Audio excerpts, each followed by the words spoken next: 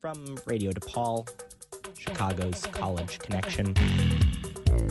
My father spent 3 years restoring this car. It is his love. It is his passion. I'm Michael Cera, and human skin is my passion. I learned to feel things I'd never felt before. Love, jealousy, passion for disemboweling. Look at all the passion on that wall. Well, jazz flute has always been a small passion of mine. It's a bathroom. It's not just a bathroom, David. It's a passion project. My passion project. Destroying someone else's passion project. This is Passion Project with your host, Peyton Baisden. Hello, everyone. Welcome back to what is quite possibly the most anticipated show ever, probably. I heard that. Yeah, that's what I was hearing on the street. I was stopped multiple times today by people on my walk over to the studio, and they're like, Peyton, is Passion Project coming back? Is Passion Project coming back? And I said, yes, it is today. Listen live at radiodepal.com at 3 p.m. So I'm assuming all those tens of hundreds of people are listening right now to the premiere of Season 6 of Passion Project. It's a premiere? This is the premiere, Wait, yeah. you didn't tell me that. I feel so honored now. Yeah, I needed an extra special guest to really, bring the thunder for today's episode. And there's nobody I would rather have than you, my wonderful friend, Ella. Thank you. I'm so happy. I've anticipated being here. I couldn't sleep all night waiting. Right. And I know because you are one of the most passionate people I know. So this was a very natural fit. So much passion. For today's episode. And, you know, in the vein of passion, we have a wonderful segment on the show called the Passion Probe. Yeah. To help our audience get a better understanding of you as a person so they can really understand why you were the natural choice to kick off this season. It's a series of questions. Okay. Difficult questions. I'm ready. Ooh. This is harder than the SAT. Right. I studied. Okay, good. So your first one, Ella, do you prefer cats or dogs? Ooh. Honestly, I definitely prefer cats. I know that's controversial to some people, but I just I love cats. I love an animal that takes care of itself. I'll take care of an animal, but I respect the independence that cats have. I think so. Cats I also feel are good for these I don't know. I live in a city, guys. If you didn't know this about me, I don't have a lot of square footage, so cats are really good for that. I don't know. Right. Did you grow up with cats? Never. No. I've never had a pet. Oh my gosh. Never owned one. Whoa. I've known a few. I've known a few cats in my time. I as a child, I was a large cat hater, but as I've grown into adulthood, I've gained a deeper respect, and now there's more cats in my life than there are dogs. There are. So I definitely get where you're coming from. Okay. First question you got correct. Congratulations. Oh, yay. I'm so glad. There are right answers for all of these. Multiple choice. Exactly. So for what's your favorite holiday? My favorite holiday. Honestly, I love Hanukkah. It's really because our family's Jewish, but we're I call it the Jew-ish because it's my dad's not really good at teaching us all about the holidays. But Hanukkah was the one thing that we went hard on, and we would play dreidel, and we'd make all the food. But I'm really bad at dreidel though, and it's pretty much just a game of luck. But somehow I always lose. My skill is not there. But I still had a lot of fun with it. That's good. I was curious because I'm I don't think there's a skill piece to playing dreidel per se. You spin really and then you. But I would always lose because I think it's me being bad. I think shin is what the one is called where you have to put one into the pot. And I every time I spin it always lands on that one, and I would just never get any of the chocolate, the gimmel. Darn. Hey, there's always next year. True is always next year. Eight more chances next year. 8 more chances. Exactly. I think eventually, if you keep going, you'll learn the skill element that you've been missing. But the other thing I really love about Hanukkah is when I came, because I grew up with a big Jewish community, so a lot of people knew about everything. But when I came here, there was like people really didn't know anything about like the Jewish holidays. So I discovered that Hanukkah could be whenever I said it was Hanukkah. So I would go around and I would tell people, "Oh my God, like happy first day of Hanukkah," and they would just be like, "Oh my God, it's Hanukkah now." And why? Like the most elaborate lie I told about it is freshman year. I said that every 50 years Hanukkah is the same day as Halloween. So October 31st is when it starts, and I knew someone who was a CQM, and I was telling them about it, and they were like, "Oh my God, like thank you for informing me. I didn't know." And they put in their PowerPoint "Happy Hanukkah," where they're like, and I was like, wow, like the lie is God. It's like much more than a lie. It's just like a reality now that every 50 years Hanukkah starts now. So honestly, that's my favorite thing about the holiday. It's beautiful. That's really beautiful. You found a way to make Hanukkah truly your own. Amazing. Okay. Congratulations. You got that one correct also. Oh, thank you. Yeah, that was the answer you were searching for. That was the answer I was searching Lying for. about when a holiday is. Exactly. Let's even go 3 for 3. Elo, what's your favorite number? Oh my, I don't know if I've ever. What is my favorite number? Honestly, like, I like 64. Okay. I think that's a fun. Like, there's a lot of 64. I guess like Nintendo in 64. But like one of my old emails, I put like 64 in my email title. So it just like always like stuck with me, and that number sticks out. 64. It's a good one. 8 times 8. 8 times it has 64. You can divide. It's very divisible. Exactly. It's flexible, and I really you appreciate that in a number. I appreciate that in a number. Flexibility, adaptability. It got some heft to it. It does. That's a fairly large number. Very large. There's 64. Yeah. I can't even count. Like it would take me a second if I tried to count to 64. It would take over a second. Yeah. It would take over a minute. Exactly. So that's substantial. That's okay. Phenomenal answer. Do you have a favorite number? Yeah, 4. It's a lot like 64, but just with 60 less. Right, and you know what? 4 and 64, you can divide 64 by. Is that 18? 64 times...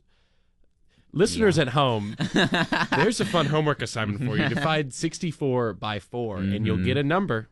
And you'll learn something today. True. This episode's going to be more interactive than most. We're taking a lot of leaps in this new season. Okay. But then again, Ella, you're doing phenomenal. That's 3 for 3. Oh my God, I'm so 100%. So far.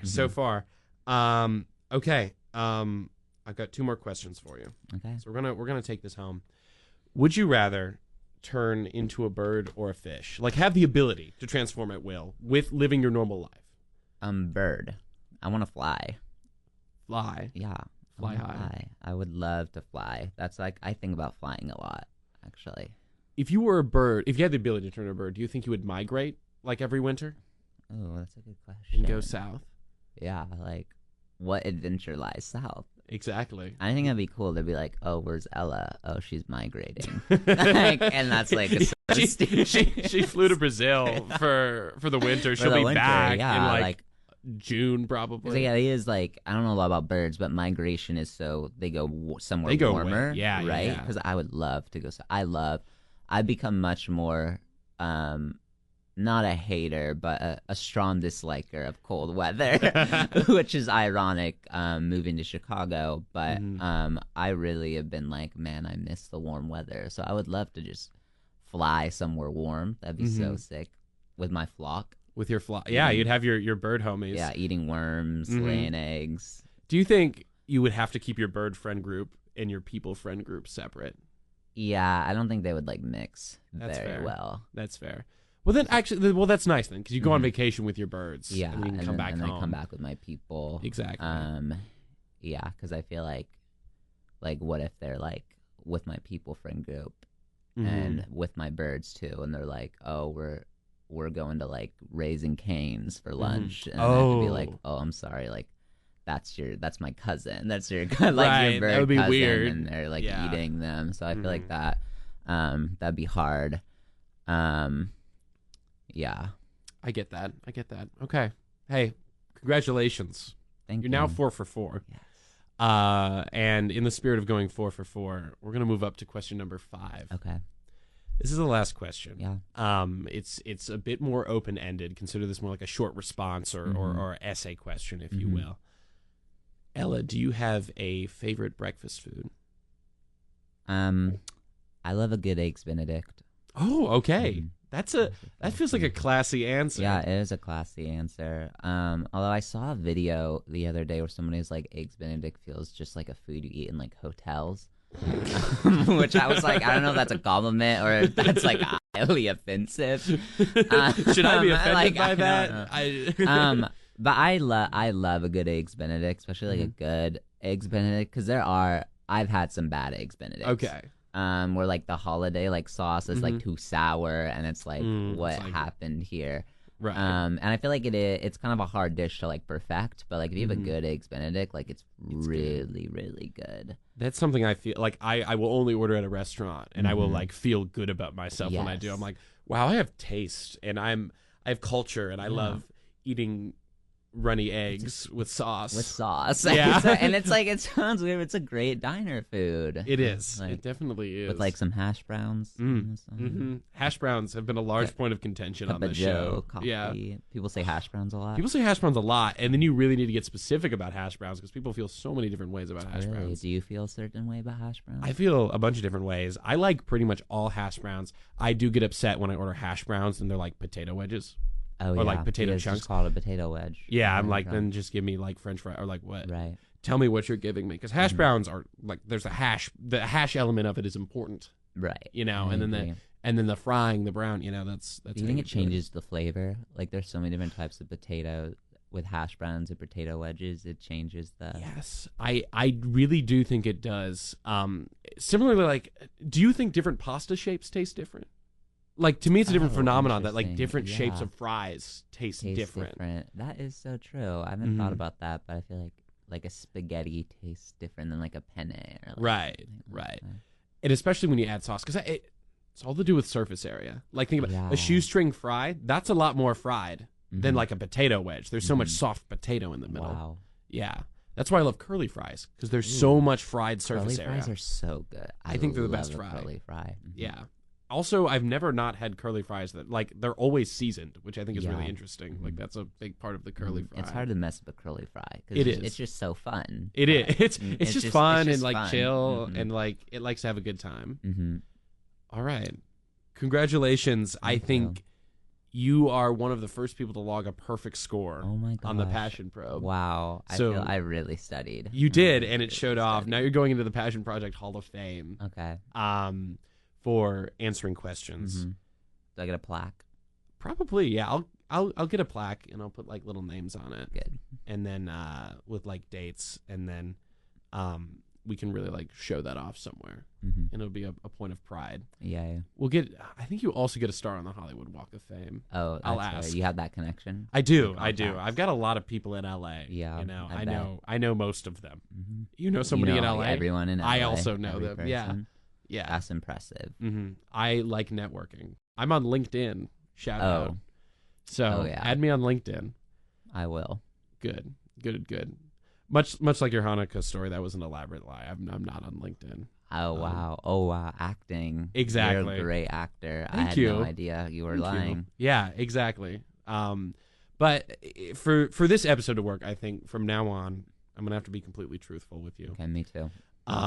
And to start that piece of truth and that piece of staying grounded. You know, grounded on the earth. Wow. What is there to do on the earth? What is there to do? What is somebody to do on the earth when they're bored? Ella, is there anything in particular, any activity you like to partake in that you'd like to discuss today? Walking, swimming in the air, running, or like, I don't know. What about just like grabbing a backpack and like going into the woods and then just like walking, just going? That sounds like is that an event? A wonderful time. They call it like backpacking? Something like that. Yeah. That seems apt. It seems like wearing a very the appropriate backpack. day. Yeah. Ella, how would you describe to an individual listening, watching this show, What does backpacking mean to you? What does backpacking mean to me? To me, backpacking means, so there's like, hiking is like you go on a hike, right? Or you like find a place, there's like a trail. And usually a hike is just like a day, or you go for a few hours. Backpacking combines camping and hiking. So for some people that sounds like a nightmare. For other people, it's like the best thing ever. You are in a wilderness area for an extended period of time. Most of the time it's several days.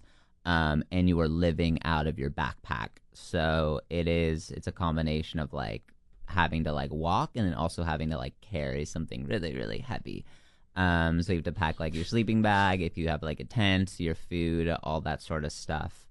And yeah, then you just take a trip in the woods. That's beautiful. It's such an interesting combination of different things. How does someone happen upon backpacking? Where did your backpacking journey start? So I started backpacking because I went to this summer camp when I was a kid. And then later in my life, I became a counselor there, and now I work there every summer.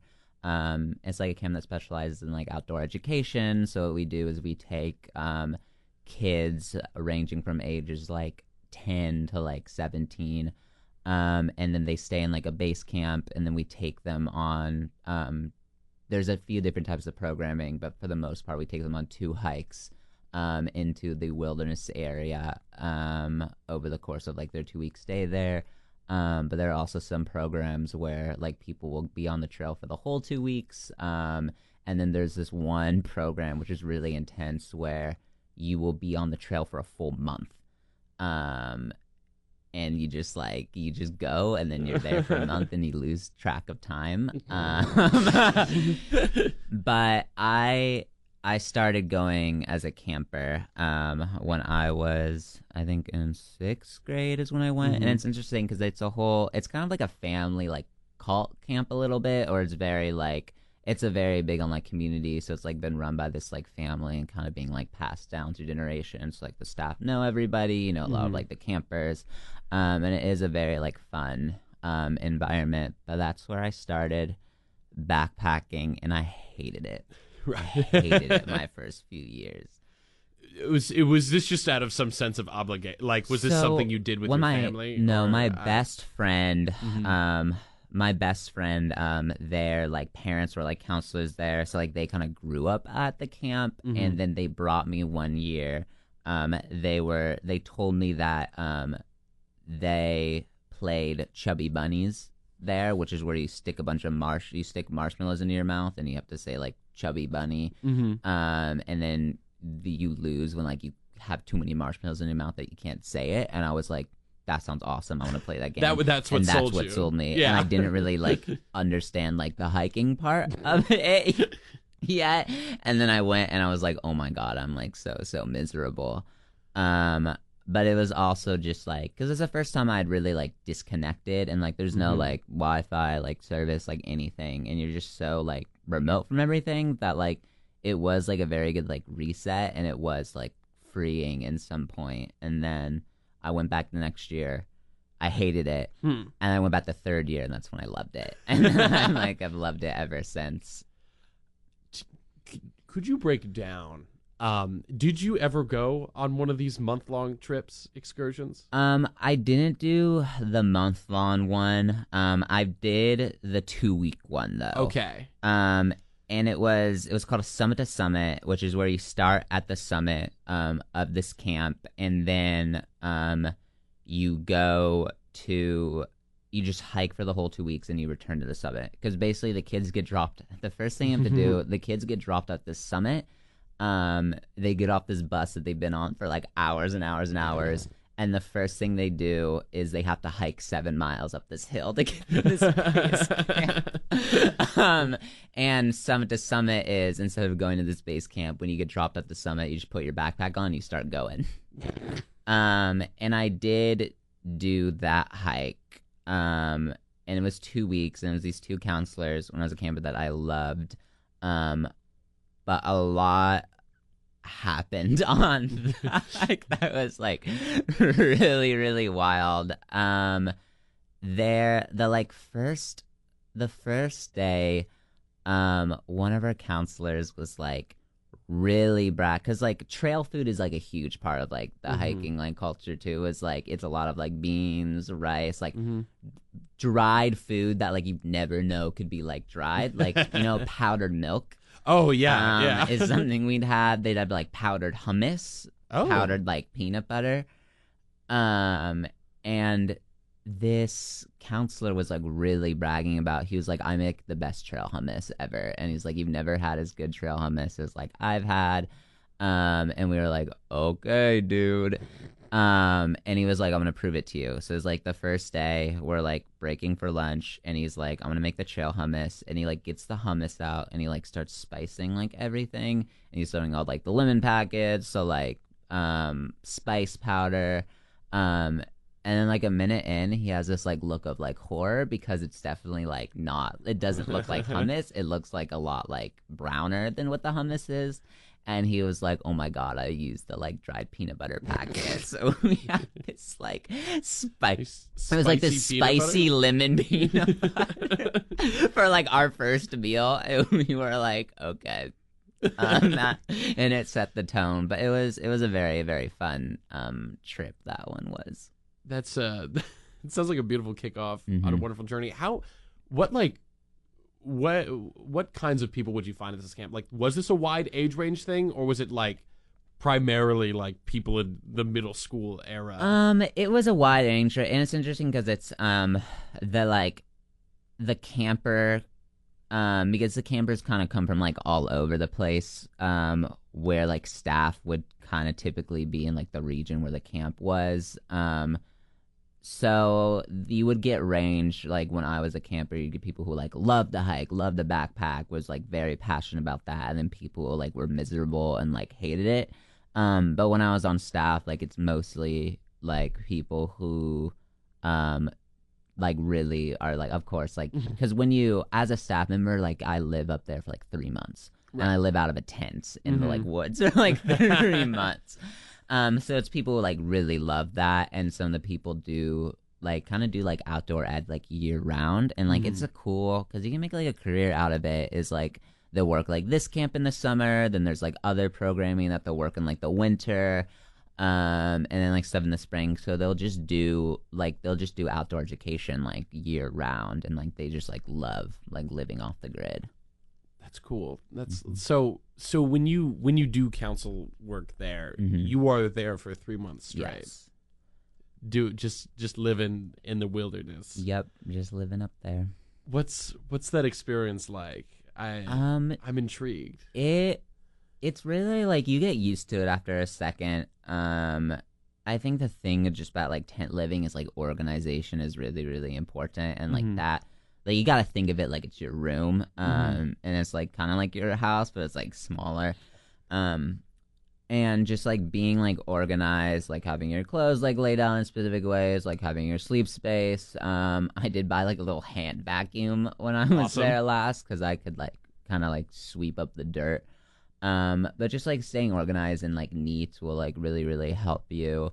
I did though the last time I was up there, I was like, I didn't have, I was like trying to get a tent, and my dad was like, oh, like you can borrow this like really old tent that I have, but it's like the best like tent like ever. Like you're gonna love this thing. Like everyone's gonna be like jealous of you. And I was like, okay. So I bring the tent up, and I was either like getting back from like one of the hikes that I was like leading, but I got back and there was like a big like windstorm up there, and my tent like completely fell apart. Like it toppled on top of itself, and for the rest of the summer. This happened like a month in, so like I was like fighting with the tent for like the next 2 months, and I would like try to like put it up, but then like over the night it would like collapse on itself. So I was kind of just sleeping in like a giant sleeping bag that had like a bunch of stuff in it for like 2 months, and I was like, okay, like we're getting cozy here.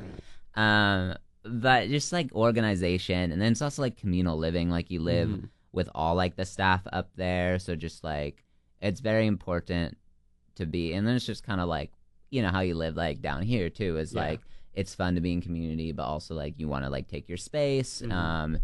And like layering is really important because it can get like cold. It's like hot during the day and it was cold at night, especially during staff training, which is in June. Like it's still like really cold, and sometimes there's like snow up there still. Sometimes they have to like shovel snow. But yeah, so just wearing the correct clothes. Don't get too cold. It'll be bad for you.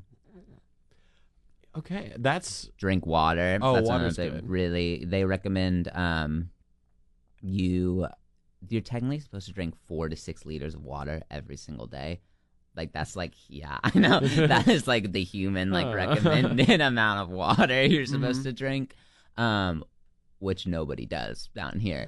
But up there, because the elevation is so high, it's really, really important to like drink that water, because when you're like when you're breathing out air, you're releasing more water than like usual, because it's such like the air is thinner up there. So you can get really dehydrated really easily. There's this thing that we call the Black Ring of Doom, which is like what we tell campers like to avoid, because their lips will get very, very chapped, and then they'll crack and they'll bleed, and then they're rolling around in the dirt because they're gross, and then like like all these dirt will get trapped in the cracks, and it's just this giant black ring will be around their lips. And that's what we tell them to avoid. And then also sunscreen is very important too. That's important. What was the transition like for you from going to this camp to becoming a counselor? It was definitely a shock, because there's all these boundaries and borders that we have for like rules for the campers, just for like safety, and there's areas they can go, there's areas they can't go, because it's a basin. So it's like a basin is it's like a, what am I trying to describe? There's mountains all surrounding it, and then like a like flat area below. So it's like a divot. And that's where like the camp was. So it's like we have these rules where you're like, you can't like go past this place in the lake, or you can't do like this. So like you're very restricted as a camp. It's still like free, and there's like a lot of open space to roam, but you have more restrictions as a camper. Versus a counselor, like you're an adult. You go anywhere, because you have to set up your tent somewhere, and you don't want to be like where the kids are. So there's like all these different like neighborhoods that like people have made and like named. So you just kind of have the freedom to go like anywhere in the woods. And you just are like, be somewhere at a certain time to like work, but then like you're free, like these are your woods. So that was kind of the like biggest shift. And then just like staff culture, and I think like going there from like 2 weeks at a time is when I was a camper, to being up there for like 3 months. It's like oh, like my whole life is up here now. How much like you said you had a lot of free, is there within these trips are there places like over a 2-week trip you start at the mountain, and are there places you try to go like throughout? Are there like activities, like outdoor related stuff? The typical like the traditional like camp structure is they get dropped off at this hill, which is the summit. Then they have to hike 7 miles up to the base camp, and then the base camp has like all the like sites. So it's like 3 counselors and 8 kids. So you have all these like sites. And the other thing about this camp is we all cook together, and you cook over an open fire. There's no stove. There's no like stuff like that. Everything you're doing is over like open flame, which is like fun, but also like another difficult part of like the cooking up there. They're in the base camp with their like sites for like 3 days, and then it's like the days when you're at the base camp kind of works like a traditional summer camp. Like there'll be like activity periods in like the morning, then there's like a lunch, and there's activity periods in the PM, then there's like dinner, and then we have like a campfire. And they're there for 3 days. Then they go on their like site hike, which is like the hike that they go with their like assigned group that they got when they get there, and then they come back for another. They do that hike, then they come back to base camp for another 3 days, do more activities, and then they go on a longer hike, which is called a choice hike, which there's different hikes led by different counselors based on like skill level, anywhere ranging from like what they call the peewee hike, which is like the little like baby hikes, which can be like like 3 5 miles round trip, sometimes like 2 miles round trips for like younger campers, up to this hike called the Gonzo, which is like it's a really intense hike, which can range anything from like 50 to like 100 miles round trip in 4 days, which is like really, really intense. And it's called Gonzo because you're gone when you do it, and then you come back and like you lost a part of yourself in the wilderness. And then that's a 4-day hike, and then they come back for like a night at the base camp, and then they go home the next day. Wow. It's that 50 miles. Yeah, That's insane. it is. What's the longest hike you've been on So, as a part of this? When I was 15, me and my best friend, we'd always go together, and my best friend's brother was working at the camp on staff, and they were leading this one Gonzo hike, because the Gonzos can like range from like an easier Gonzo, which is still difficult, to like a nightmare Gonzo, which is like, oh my god, like I'm broken. There's this one attempted Gonzo, and this Gonzo, this place called Lake Anna, which is about 90 to 100 miles away from the base camp, and it's mostly like cross country, which means there's no trail, and like a mile is like, it's a long like mile, because the miles on the map are like done by square miles, so like if you have like miles are different depending on like where you are, because it's like you can have like on the path it's just like a straight shot, or it could like curve a bunch, and that's still like 1 mile on the map. But it's like, it's known as like the mythic Gonzo because it had been attempted, in every year it's ever been attempted, it's always ended in evacuation. And I have friend's brother was like, but this year we can do it. So he was like, you two have to come on my Gonzo to Lake Anna, and we were like, okay, like let's do it. So we did. We attempted the Anna Gonzo for like it's the 30 in a row it's been attempted, and it, like, I cannot describe, like, it was the most painful thing I've ever experienced. I had a period when I was like in like my teenage years where I like couldn't cry. This thing like reopened up my tear ducts. Like I was in so much pain, like because it's just like because we had to leave the night before, so we did like 10 miles of like night hiking, and then every day was like 25 miles and off the trail, like you would wake up at 6 a.m. and then you would hike to like 10 p.m. 11 p.m. And you like take some breaks sometimes, but it's mostly just like you're just walking, and then you're walking and you're walking. And it was like, it was gnarly. It's like how I could describe it. Like some of the kids, like I just have this vivid memory of like us like all walking, and this one kid like walked off the trail for a second, threw up, and then just like got back on the trail and kept going. And you also like had to pack like light too. We had to pack a lot lighter, so our trail food was like half a Pop-Tart for breakfast in the morning, and then you just go for 20 miles. And what happened is we made it to Lake Anna, which is like, so 2 days to get there, 2 days back, so it's like 50 miles one day, 50 miles the next. And we made it to Lake Anna, which was like, we had made it like further than anybody else. And we were so like happy that night. This one kid brought this like bottle. This one kid in particular, he had this vial that he filled with like the lake water at Anna to like take it back. And he also had this tech deck that he was playing with the entire trip. And it was like, whenever he would get sad, he would like take this tech deck out and he would like really play with it. And then it would like make him like happy again. And we make it to Lake Anna. We're so, so happy. We go to sleep and we have to wake up early again the next day and like hike out of this thing. And we're like riding this high. And to get to Lake Anna, you have to kind of climb up this like rock field to get into the basin, and then we had to climb out of the rock field, and we're like on this high. We're so happy. We're like, oh my goodness, like this is like we did it. We're the mythic group. Like we're gonna be remembered by the camp. We're gonna get back, and everybody's gonna be like, you did it. You got to Lake Anna. And we're hiking out of this thing. We have 50 miles. We don't care, and we're like jumping for joy. And all of a sudden, one of the kids screams, and we all turn around, and a boulder has fallen on his leg. It's like crushed his leg, and we were like, "Oh no!"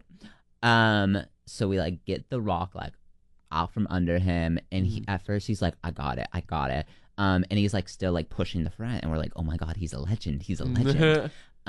And we get to the switchbacks, which a switchback is, it's just like a loop that kind of goes up. So it takes like a while to get up, but we get to these switchbacks, and all of a sudden he's like hobbling. It takes him 4 hours to get up these switchbacks. So we're all like at the top of this hill, and we are just like, all right, this hike is over. Like we have to get like evacuated. So we start eating all of our food over the next 2 days because we were like so hungry. So we're eating all this food like at the top of this hill, waiting for him to get up. He gets up. Finally, our counselors are like, all right, like this is going to be like, this is it. We're going to call in, and we're going to try to get like, we're going to try to go to this trailhead so we can get like a truck evac. They call the camp, and what the camp says is, all right, yeah, take the kid to the truck. We'll evac him, and then the rest of you will finish the hike. And they tell us this information, and like tears. Like everybody is so upset, and I just remember this so vividly. The kid with the tech deck stands up, and he yells, "I'm gonna break my tech deck!" And he snapped it in half, and then he sprinted down the hill. And he was like gone. So we were like, oh, like we gotta go. So we all like follow him down to like the truck evac point, and it was supposed to be like 2 miles to get to this truck evac point, and it took like, it was not 2 miles, it was like 7. So it was like getting dark. We were just hiking. Everybody like nobody knew where anybody was. And we finally like made it to the evac point, and we were like, take us home. So we all were like, we're not going back. You got to take us all. And then they did, and then I was happy. But it's like the mythic Gonzo. It's still out there. The Lake Anna is like, we made it, but we almost made it. We almost made it back. Wow.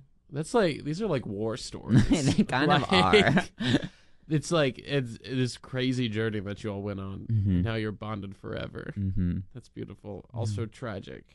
And it's, wow. The highs and lows of backpacking. Truly. Were there any other career highlights for you in your time as a camper or as a counselor where you're like, wow?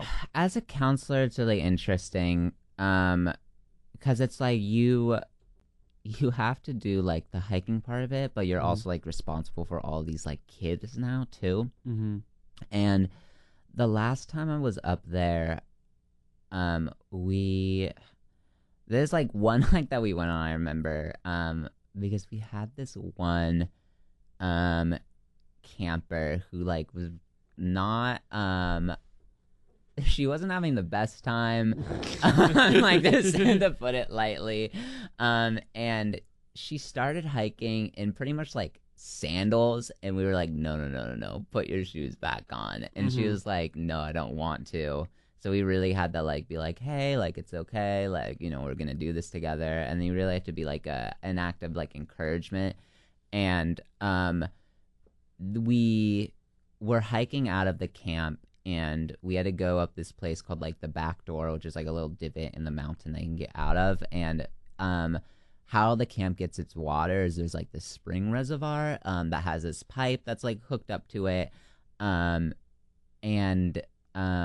that's how the like pipe is in the ground, the spring goes with the water, and that's how the camp gets its water. And we were like talking about it, and we were like, isn't it so cool, like we get our water like naturally sourced, whatever. And we're like, look at this pipe, it's awesome. So then we hike out this thing, we get to our location a few hours later, and this camper was like giggling a bunch, and she was like, Ella, like, guess what? And I was like, what is it, camper? And she was like, remember like the spring when we were like passing through the back door? And I was like, yeah, like, of course. And she was like, I took the pipe out. And I was like, wait, what do you mean you took the pipe out? We were like, why would you do that? And she was like, if I can't be happy, no one can. And it's like, so you were unhappy, so you took away everybody's water. So we had to really radio in and be like, do you still have water? We have a camper who claimed that they like took the water out. And thankfully, the water was fine. So I don't know what like happened, if they were like lying or not. But that was one part of that hike.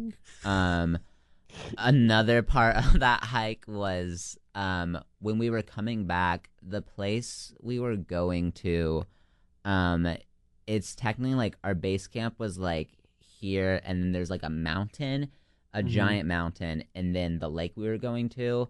And it's like they're very close to each other. It's like a mile and a half. But because there's this giant mountain there, that's not the typical like route. So you kind of go around the mountain is like the route you'll go, because there's like kind of a trail. So it's like a 3-4 mile hike. But we had these two campers who were really like, what if we just like hop the mountain? Because they were really into like looking at the map with us. And me and my were like, I guess so. Like, why not? So we took them up this like mountain, and I was just thinking the whole time, like, yeah, like, why doesn't anybody like do it this way? Like, there's a very much easier route. And then we get to the top of this mountain, and we see our like camp, but it's just like a cliff face. And I was like, oh, like, this is why like they don't go this route, because it's just like a 90-degree like drop. So then we had to really I had to like lead and navigate like 8 kids who were like freaking out as we're trying to like get down this like cliff. And I remember like the kid who was like directly behind me was like mad cursing, and he would like not stop, and he would just like he was like really yelling as I was like trying to like navigate. So it's like it's an additional like level of like you have to be very like confident, and you have to also like keep control and like calm, because you don't want the kids to like freak out. And like everybody is very, very trained. Like I was not worried about like danger, and like if I was really like, oh, this is like actually awful, like we would have turned around. But it's just it's a skill of like you have to be like, you know, strong, but then you also have to be like mentally like able to like reel in a group of kids and like really keep your cool. And I think that's the biggest like difference between when I was a camper there and on staff. Right. Okay.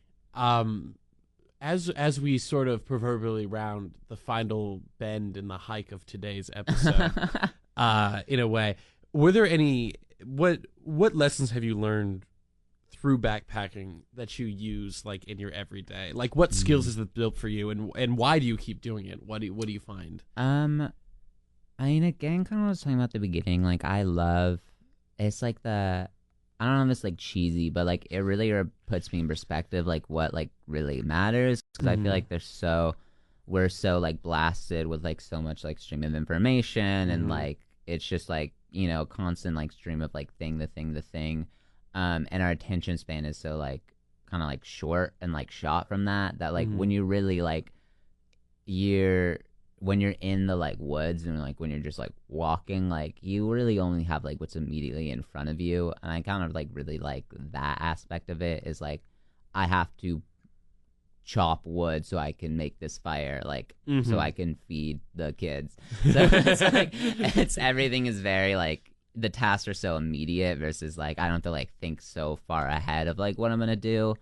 And it is like, it feels very impactful to like be able to bring like kids up there, especially like we have a lot of like scholarship programming for people who like can't really afford, because it is a huge like privilege to be able to do this and just like leave your life for a little bit to go into the woods.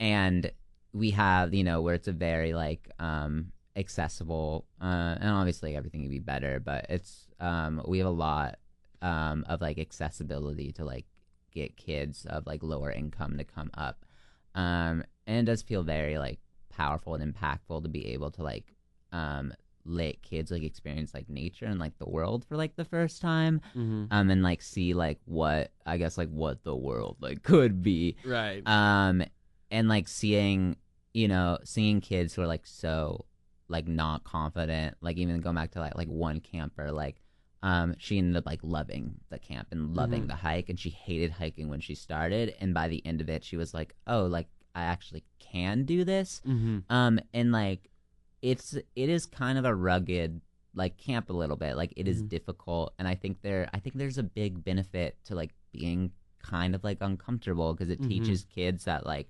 they can survive like harsh climates and harsh environments, and like when it's just like them against like the world, like they do have the ability and the power to like do hard things, and like letting kids like discover that, I think is so like just getting that experience when I was a kid and learning like, oh, like I am capable of like doing like incredible like things or like hard stuff, like it really gave me the confidence to like kind of thrive like in anything that I had to do like out like here in the real world.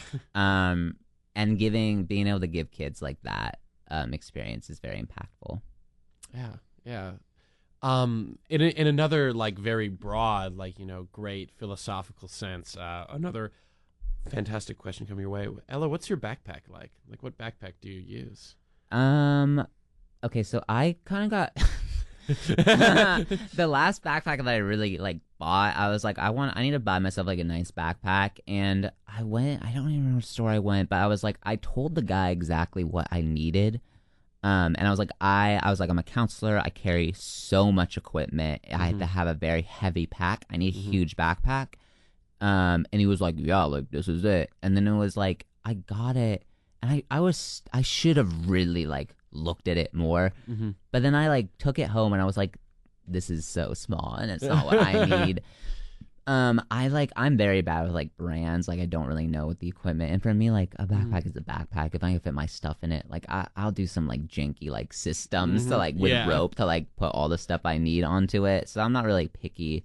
But there's like, so I guess my answer is my backpack is like whatever is easiest to fit all my stuff in is my answer.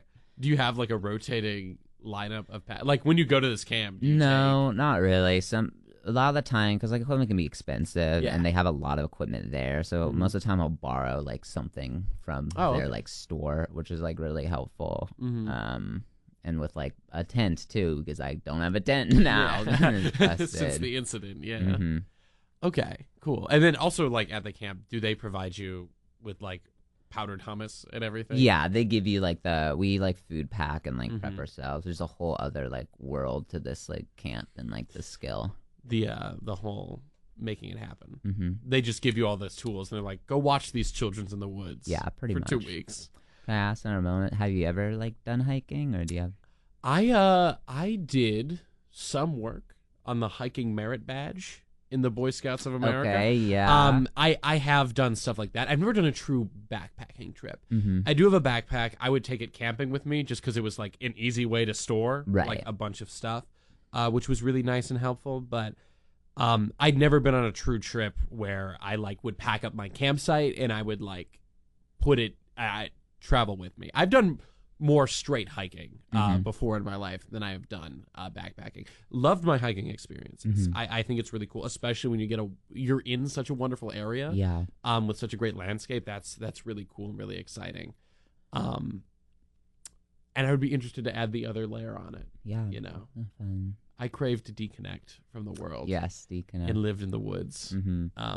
All by my lonesome. One of my all-time dream is something I'd love to do in my life is I want to hike the whole Pacific Crest Trail, which is it's a trail that stretches all the way from Mexico to Canada, and it takes about like 3 to 5 months like to do the whole like thing. And there are people who will like do the whole thing like over a summer. And if I was ever like in a position where I could do that, I would love to just like hike that entire thing. That'd be crazy. That'd be awesome. Well, 'cause you'd have to stop. It's like Yeah, stop and so refuel. it's like because the path like will break off into like little towns, so people will like restock there, and then they'll just like go again. Keep going. Mm-hmm. Wow, that's beautiful. Hey, let me know. I'd be happy. You'll That'd be a come great with- first hike, I think. He's like, yeah, you and first me backpacking on the whole trip. thing. Yeah, Mhm. I can cut out 5 months from my schedule. Yeah, I'm pretty. Yeah, I can go to. let's go right now. Really? Yeah, I think so. right Yeah, after this. because we're wrapping up this episode. I think we can get a good start on. I think so. Make some good progress today. Yeah. Amazing. Ella, thank you so much. Thank you so for much, being Peyton. here. I had so much fun. Yeah, this was fantastic. Anything you'd like to plug? Any last words, wisdom you'd like to share with the folks? Any last words of wisdom? Everyone listening, you're amazing. You can do hard and challenging things. And I hope you all have the best day. I couldn't agree more. Folks, we'll be seeing y'all around. I hope you're excited for the 6th season of the show. Yay. Wonderful kickoff. I'm Thank so you. excited. No one better to have had on this first episode. Oh, thank you so much, Ella. Peyton. Thank you so much, listeners. I'm going to catch you all on the flip side. I'll be seeing you soon, and be on the lookout for more Passion Project related things. Bye-bye. I'll miss you. Fire.